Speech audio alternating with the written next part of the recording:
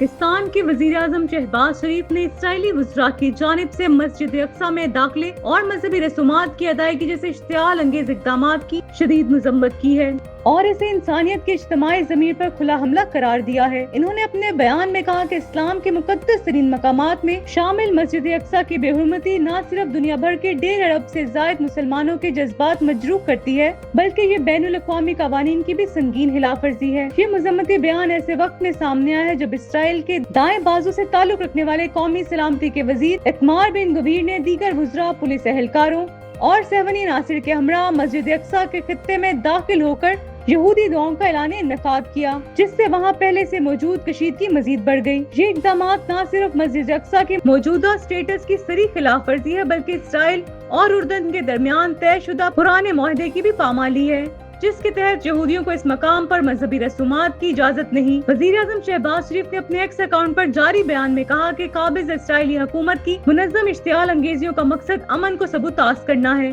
और ऐसी बेशर्माना कार्रवाइयाँ न सिर्फ फलस्तीनी अवाम बल्कि पूरे हित्ते को मजीद अदम इस्तेहकाम की तरफ धकेल रही हैं।